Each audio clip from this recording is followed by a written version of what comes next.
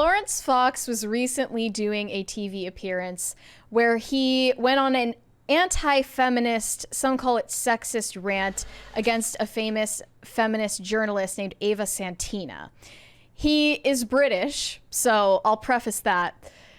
He said, "Who would shag her?" And, you know, it's not in great taste to say that. But, like, how about we give the context for what he said? She essentially trivialized male suicide rates, and that's an issue that, since she's a feminist, she should take very seriously, because this is an issue that affects a certain gender disproportionately. And she said, "Oh no, it's actually that you're overlooking female suicide rates because they're just less successful." Well, that is true. Women are worse at doing things than men. No, her appearance made her look horrible. Laurence Fox's appearance arguably made him look pretty bad. I thought it was funny though. Let's play the video. Yeah, shall we? Because they're once again under fire for allowing the hard-left commentator Ava Santina to mock and smirk during comedian Jeff Norcott's emotional plea for a minister. First I gotta ask, does Laurence Fox look at all like Hunter Biden? I don't think so. Okay. He played Hunter Biden in the movie My Son Hunter. For men, which he hopes could fight the epidemic, really, of male suicide currently ravaging the UK. Watch what happened. If you flip those things, i.e. that it's the biggest cause of death for men under 50 is suicide, men are less likely to go to the doctors, you know, men are less likely to maintain friendships. If that was for women, we'd often look at, well, why is society making that happen? Whereas with men, the argument is often, why are they doing that to themselves? I think that it feeds into the culture a little bit, this Minister for Men argument. And I think, you know, a lot of ministers kind of bandy this about to sort of, I'm sorry, but make an enemy out of women. I mean, literally, the biggest killer of men under 50 is suicide. That is an arresting statistic, and if that doesn't warrant specific attention, mental health is an umbrella issue. I have to say that is also because women are unsuccessful. That is a lot of that feeds into that statistic. Laurence, just total disdain there. Man, what wave of feminism are we on? Now pay attention to Dan Wooten's face and his reactions passport here. check so I can say this. Show me a single self-respecting man that would like to climb into bed with that woman, ever, who wasn't an incel, who wasn't a cucked little incel. That little woman has been fed, spoon-fed oppression day after day after day after day, starting with the lie of the gender wage gap. And she sat there and I'm going like, if I met you in a bar and that was like sentence 3, chances of me just walking away are just huge. We need powerful, strong, amazing women who make great points for themselves. We don't need these sort of feminist 4.0. They're pathetic and embarrassing. Who'd want to shag that? Oh, Laurence. Well, look, she... Sorry. He is clearly tickled by Laurence's comments. She did actually respond to this earlier today, saying that she regretted her comments, but she didn't apologise. Yes, so there you go. You think he's? I think he's actually uncomfortable with it. I think it's partially that he's uncomfortable with it being said on air. All right, but wait until we talk about the text messages. Laurence. Very beautiful woman. There you go. Although I'm probably not allowed to say that I'm. If you would turn away and walk away from that beautiful a woman just because she's so fundamentally irritating, it goes to show that women are not attractive to men. In that way, those sort of women, men are repulsed by. We find them disgusting. How dare you do that to Jeff Norcott? Jeff Norcott is a very reasonable guy, and he was pointing out that suicide in men under 50 is the biggest cause of death in under 50 men. Also, 100% of the causes of death in armed conflict and people who come to protect our country. So women like that need to go and do one. They need to be told to do one as well. You wanted equality? Let's treat you like men. We find you boring. Do one. So, as a result of this rant, Laurence Fox has been officially suspended by GB News, and Ava Santina posted about it, saying, "Laurence Fox just did a whole speech on why men apparently won't shag me. I am physically sick." But I think Laurence Fox was kind of onto something here, because the most effective way to actually communicate a point to women is to say, well, you won't be accepted, affirmed, and give it attention for this opinion you hold. That's the way that you get a woman to change her opinion. Somebody also, Sean Horn on Twitter, I don't know who that is, says, "Is this you?" And it's her saying, it's her talking about not going to shag people. Oh yeah, she's also spoken this way about men, I'm sure. She says, "Laurence isn't going to shag you, mate. I'm not going to shag you, pal. I live by a church that's been ringing bells since 9 a.m. Please, how do I make it stop? He's not going to shag you." Mate. Tim also tweeted about this. He said, "Lady got Superman. That dude said no one wants to F her, so they suspended him. Poor lady, she just wants men to go on TV saying how much they want to F her." Yep. Yeah. Also, she snarkily tweeted, "I haven't had an apology yet, if anyone was wondering." That is the she level followed it of up privilege of that. saying, that is insane. "Really, really grateful to every person who reached out to me, from MPs to journalists to friends and people on here. I'm overwhelmed by how kind people have been.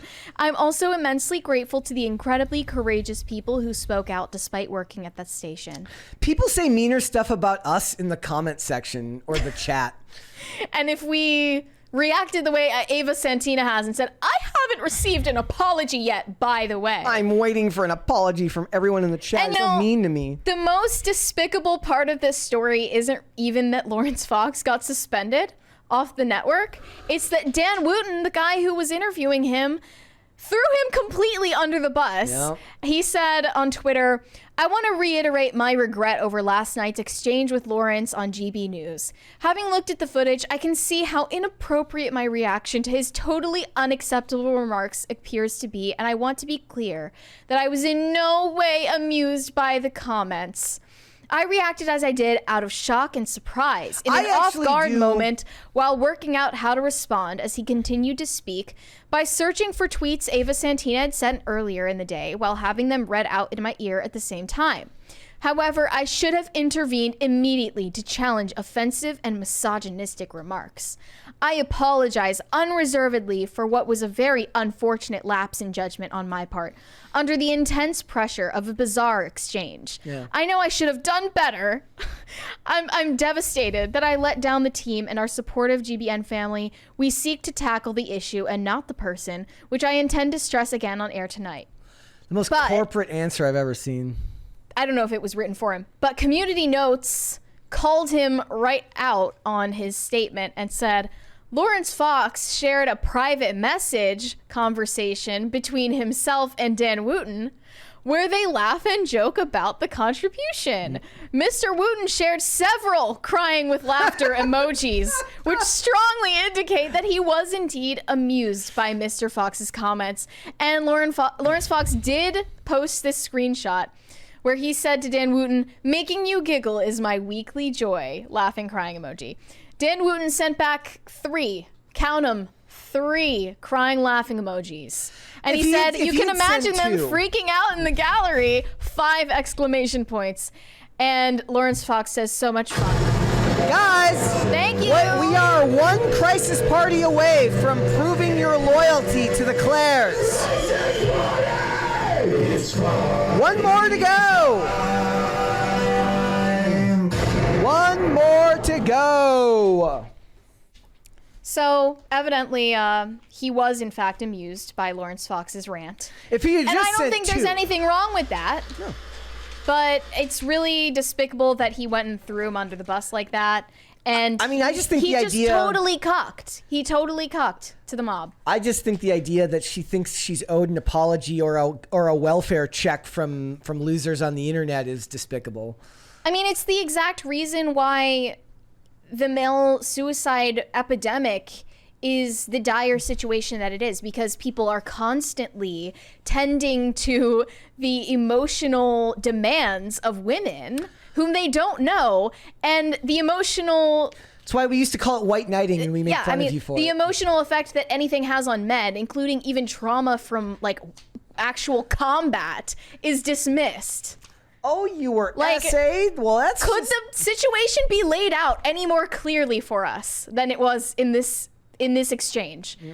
She is making demands for her own emotional welfare from strangers on the internet. Don't be in the public space if you can't take the heat. Right. And Let's show the clip of her talking about this and responding to this, where she says that she was used as a vehicle for content and it was dehumanizing. This is actually nothing to do with me. No. This is a network problem. This is a presenter, guest, gallery, production issue that is nothing to do with me. I just so happen to be the person they're talking about. Yeah. But I'm not in the conversation. I wasn't present for it. No. I didn't ask. I wasn't given a comment, right to reply, anything. It's not to do with me. And that's what makes me feel most sick about it. I'm just a commodity in this story. Yeah. I'm just a vehicle for content. And that's the way she's actually that's the bit that finger makes me feel most wagging sick. right now.